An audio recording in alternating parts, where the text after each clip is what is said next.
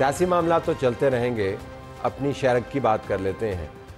कश्मीर, जिसका एक हिस्सा हिंदुस्तान के कब्ज़े में है, कुछ ऐसी खबरें आ रही हैं कि शायद मोदी सरकार एक और वारदात करना चाह रहा है मकबूजा कश्मीर के हवाले से। 6 साल पहले उसने एक वारदात की थी जो उसकी ओरिजिनल वारदात से भी बढ़कर वारदात थी। ओरिजिनल वारदात क्या थी? ज़बरदस्ती इंस्ट्रूमेंट ऑफ एक्सेशन करवाया, फिर उसको अपने आइन के अंदर एक स्पेशल स्टेटस दे दिया, और फिर 6 साल पहले उस स्पेशल स्टेटस वाले आइनी मामले को तय करने के बाद उसको एक यूनियन टेरिटरी का दर्जा दे दिया। जिस तरह पाकिस्तान के हवाले से अगर आप देखें तो फाटा का एरिया था जो फेडरल ताकत के ज़रिए कंट्रोल होता है। अब ख्याल ये किया जा रहा है कि तमाम हालात से तंग आकर मोदी सरकार एक और दाव खेलना चाह रही है। हम ज़रा देखना ही चाहते हैं कि दाव की नौइयत क्या हो सकती है, जो ख़बरें हैं उनमें कितनी सदाकत है। जो इन्फॉर्म तज्ज़िया निगार हैं और जिनका बरह रास्त ताल्लुक़ है इन मामले से, उनसे पूछ लेते हैं। सरदार मसूद खान साहब जो साबिक़ सदर हैं आज़ाद कश्मीर के और पाकिस्तान के सफ़ीर बराए अमेरिका भी रह चुके हैं दूसरे ममालिक के अलावा। सरदार साहब बहुत शुक्रिया। बहुत शुक्रिया। मैं ज़रा मीडिया वॉच कर रहा था तो उससे मुझे लग रहा था कि शायद कुछ हो रहा है। तो जब हमने इंडियन जर्नलिस्ट से बात की तो उन्होंने कहा जी कि ये कुछ स्टेटस दोबारा चेंज करेंगे। तो मैंने कहा क्या वापस 370 को रिस्टोर करें? उन्होंने कहा नहीं भाई, ऐसा नहीं होने का, ये कुछ और करना चाह रहे हैं। तो कुछ और के क्या इम्कान है, मतलब क्या हो सकता है मुमकिन तौर पर? सबसे पहले तो मैं ये कहूँगा कि इस किस्म की ख़बरें गर्दिश कर रही हैं और वो मुसद्दिक़ा भी लग रही हैं। कैसे भला कि सुप्रीम कोर्ट ऑफ इंडिया ने दिसंबर 2023 में एक फ़ैसला दिया था, उसमें एक सीक्वेंस मुतय्यन किया था कि पहले इंतखाबात हों जो पिछले साल अक्टूबर में हो गए थे, उसके बाद कहा कि इसका सूबे का स्टेटस बहाल किया जाए। वहाँ स्टेट का लफ्ज़ इस्तेमाल किया जाता है तो उसकी वजह से कन्फ्यूजन है कि क्या ये वो स्पेशल स्टेटस बहाल होगा 3-0 वाला जिसको स्क्रैप किया या था, इसे एक सूबे के बराबर कर दिया जाएगा दूसरी स्टेट्स की तरह 36 के करीब उनके स्टेट। और दूसरा ये है कि जो उमर अब्दुल्ला जो पिछले साल अक्टूबर में मुंतखब हुए थे वो इस प्लेटफॉर्म पे जीते थे, मतलब one of the agenda points that manifesto में जो चीज़ शामिल थी। और उसके बाद अभी इन पिछले 24 घंटों में मेरा ख्याल है कि इनका एक इजलास हुआ है जो इस बात की हिमायत करता है। पहले कांग्रेस ने मुतालिबा किया था, उसके बाद जो है कोई 122 के करीब लोग जो हैं उन्होंने लोकसभा को एक पिटिशन दी है कि इसका सूबे का स्टेटस या स्टेट का स्टेटस बहाल किया जाए। यानी अब दोबारा फिर वजाहत हो जाए तो ये बहाली से मुराद वो नहीं है कि जो 6 साल पहले उन्होंने वारदात करके ख़त्म किया। स्टेटहुड से मुराद ये है कि इसको रियासत का एक दर्जा दे दिया जाए, इंडियन यूनियन का जो हिस्सा हो। जी, अगर आप जो उसका सुप्रीम कोर्ट की जजमेंट पढ़ें तो उसमें भी उन्होंने अपहोल्ड कर दिया था जो आर्टिकल 370 और आर्टिकल 35A की तनसीख को उन्होंने अपहोल्ड कर दिया था, जिसका मतलब ये है वो तो फारिग हो गया कि ये रास्ता उन्होंने खुला छोड़ा है। उन्होंने कहा था कि टेम्परेरी है, अच्छा आर्जी था। अब इसमें दूसरी बात ये है कि हिंदुस्तान, जो आपने इब्तदाई जुमलों में बात कही थी, तो मैं बता रहा हूँ कि हिंदुस्तान जो है इस मौके का फ़ायदा उठा रहा है। ये ऑपरेशन सिंदूर के बाद है, उसके बाद उन्होंने अपनी जनता को ये यकीन दिलाना है कि वो फाते थे, उनकी पॉलिसियाँ कामयाब हो रही हैं।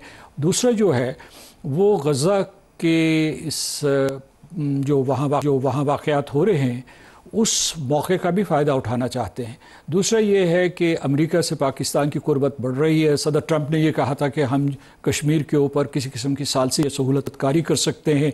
हिंदुस्तान के लिए ख़तरे की घंटियाँ बजी, वो सटपटाए और उनको नरेंद्र मोदी को, जयशंकर को निशाना तनकीद बनना पड़ा। तो इस वजह से वो समझते हैं कि इस वक्त जो है बैनुल अक़वामी क़ानून, सलामती काउंसिल, जेनीवा कन्वेंशन सारे के सारे मुअत्तल हैं। तो शायद वो अगर ये कदम उठा लें और इनको रिवर्स ना किया जा सके तो उनके तमाम गुनाह माफ़ हो जाएंगे। यानी ज़मीनी हक़ाइक़ को ऐसे तब्दील कर दें कि उसके बाद फिर दुनिया के साथ नेगोशिएट करें। अच्छा, आप ये बताइएगा आवाम की सहूलत के लिए स्टेटहुड और रियासत बनाना, जैसे झारखंड है, उड़ीसा है, इस तरह की रियासतें बना दें, 36-37 के करीब रियासतें हैं, तो एक रियासत बना दें। तो ये जिन्होंने यूनियन टेरिटरी बनाई थी उससे ये कितना मुख्तलिफ होगा? देखिए, अगर आप पीछे चले जाएं तो 6 अगस्त 2019 को, यानी 5 अगस्त के एक दिन के बाद अमित शाह ने यह कहा था कि हम इसका स्टेट का स्टेटस बहाल कर देंगे। ये मुबहम एक्सप्रेशन था, मतलब उनका यही था कि इसे हम सूबा बना देंगे। फिर उन्होंने बाकायदा मेहनत की اور خود کشمیریوں سے جو ان کی یہ کٹ پتلی اسمبلی ہے اس سے قرارداد پاس کروائی کہ ہمارا اسٹیٹ کا اسٹیٹس بحال کیا جائے. تو یہ ایک آرکسٹریٹڈ کیمپین ہے. اچھا کچھ مقاصد وہ حاصل کر چکے ہیں، مثلا 2019 کے بعد وہ یہ کر چکے ہیں کہ وہ آبادی کا تناسب تبدیل کر چکے ہیں. وہاں تقریباً 40 لاکھ ہندو جو ہے بڑی ریاستوں سے، بہار سے، پنجاب سے، مہاراشٹر سے، ہریانہ سے، ہماچل پردیش سے لا کے آباد کر دیے. پھر یہ ہے کہ یہاں جو مغربی پاکستان سے گئے ہوئے جو مہاجرین تھے ان کی بھی تقریباً 6 لاکھ کے قریب تعداد تھی، ان کو بھی وہاں بسا دیا، ڈومیسائل سرٹیفکیٹس دے دیے. اس کے علاوہ انہوں نے یہ کیا ہے کہ یہ پچھلے مہینوں میں اور سالوں میں وہ یہ محنت کرتے رہے کہ انہوں نے کشمیر کو بانٹ دیا. مثال کے طور پر جو گجر بکروال ہیں ان کی سرپرستی کی. اس کے بعد جو ہے انہوں نے شیڈیولڈ ٹرائبز بنائے، شیڈیولڈ کاسٹ کو آئیڈینٹیفائی کیا، اور اس کے بعد وہاں جو ایسے جو صفائی کرنے والے لوگ ہوتے ہیں ان کو والمیکی کہتے ہیں، ان کو بھی ڈومیسائل سرٹیفکیٹس دیے. اچھا دوسرا یہ ہوا کہ اس کا نقطہ عروج یہ تھا ان کے نقطہ نظر سے کہ انہوں نے جو اسمبلی اس وقت ہے اس کی کمپوزیشن چینج کر دی. اس میں کیا کمپوزیشن چینج کی؟ جو ڈیلیمیٹیشن کے ذریعے کہ انہوں نے جموں کو، جس کی آبادی کم ہے، بہت کم ہے، میرا 4-5 ملین کے قریب ہے، اس کی نشستیں 6 کے قریب بڑھا دی. اور اس کے بعد انہوں نے ریزرویشنز بھی کی، ریزرویشنز فار یہی جو ٹرائبلز تھے ان کے لیے. اور دوسری طرف انہوں نے یہ کیا کہ جو کشمیر ہے، وادی کشمیر، اس کی صرف 1 سیٹ بڑھائی.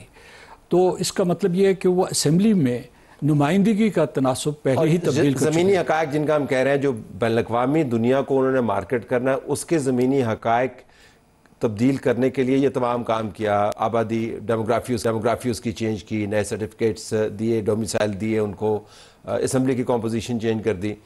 اور یہ سب کیا جب انہوں نے 6 سال پہلے واردات کی تھی فیڈرل پاورز کو استعمال کرتے ہوئے. یہی کیا نا جنہوں نے. اب اس کو جب اپنے آئین کا حصہ بنائیں گے تو اس سے فرق کیا پڑے گا؟ دیکھیے ہم نے تو بھی قبول نہیں کیا تھا. ہمارا موقف یہ ہے کہ اقوام متحدہ کی جو قراردادیں، قرارداد 91 اور قرارداد 122، وہ واضح طور پر کہتے ہیں کہ کوئی بھی اقدام جو کنسٹیٹیوئنٹ اسمبلی بنائے گی، اس زمانے میں ایک کنسٹیٹیوئنٹ اسمبلی بنائی گئی تھی، یا جو کوئی اور لیجسلیٹو اسمبلی بنائے گی، وہ غیر قانونی ہوگا. کیونکہ یہ انٹرنیشنل ڈسپیوٹ ہم نے اس کو انٹرنیشنل ڈسپیوٹ ہے اور رائے شماری. یہاں بعض لوگوں کو یہ غلط فہمی ہو گئی کہ 370 پاکستان کو اس کی توثیق حاصل ہے. پاکستان اس کے مخالف اس وجہ سے ہے کہ اس میں چلیں، اس میں کوئی یہ تھا کہ انہوں نے ایک اعتبار سے اس کی متنازع حیثیت کو تسلیم کیا ہوتا. شروع میں انہوں نے جو ہے ان سے وعدہ کیا تھا اسپیشل اسٹیٹس تھا نا جی، آپ اسمبلی بھی تھی، آپ کا جھنڈا بھی تھا، آپ کا ترانہ بھی تھا، اور یہاں پہ لوگ باہر سے آ کے زمین نہیں لے سکتے تھے. وہ تمام کام صرف وہ چیز تھی. باقی جو ہے انہوں نے 370 کو بالکل ایک خول بنا دیا تھا. اچھا 370 کو ہم نہیں مانتے، وہ انہوں نے خود اسکریپ کر دیا. یونین سٹیٹس جو انہوں نے 6 سال پہلے کیا اس کو ہم نہیں مانتے.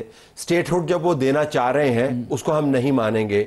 ہمارے پاس آپشنز کیا ہے پاکستان کے اندر؟ لوگ کہیں گے جی کہ جب انہوں نے قبضہ کیا تب آپ نے کچھ نہیں کیا، جب انہوں نے ضم کیا، یونین سٹیٹس دیا تب کچھ نہیں کیا، اب وہ اسٹیٹ بنا رہے ہیں تب آپ نے کچھ نہیں کیا.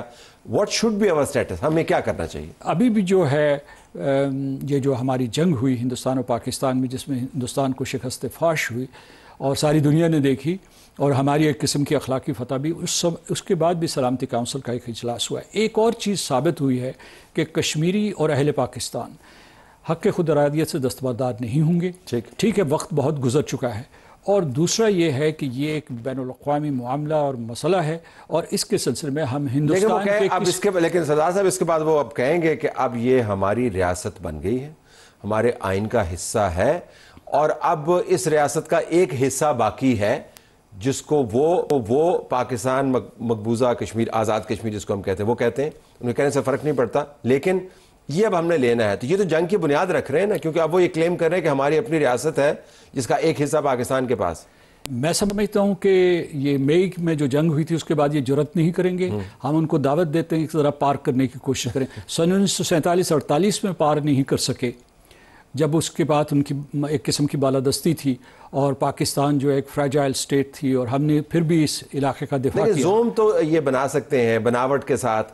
آپ نے ایک اور بات کہی، میں چاہوں گا کہ ٹورڈز دی اینڈ اس کے اوپر تھوڑی سی اگر آپ وضاحت کرتے ہیں. آپ نے کہا کہ وہ اس کو آپریشن سندور کی کامیابی کے طور پر اپنے حلقوں کو پیش کریں گے. وہ کیسے کریں گے؟ مطلب کیا کہیں گے کہ ہم نے؟ جی وہ یہ کہیں گے کہ دیکھیے ہم نے جو اقدامات کیے تھے وہ کامیاب ہوئے ہیں، اور ہم نے ایک ریاست کو، ایک کشمیر کا جو مسئلہ تھا وہ ہمیشہ کے لیے دفن کر دیا ہے. لیکن ایک چیز میں آپ کو بتاتا ہوں کہ ہندوستان ان پچھلے جتنے سالوں میں آپ اشارہ کر رہے تھے نا وہ صوبہ بنا دے گا، وہ ابھی تک دل اور دماغ نہیں جیت سکے ہیں کشمیریوں کے.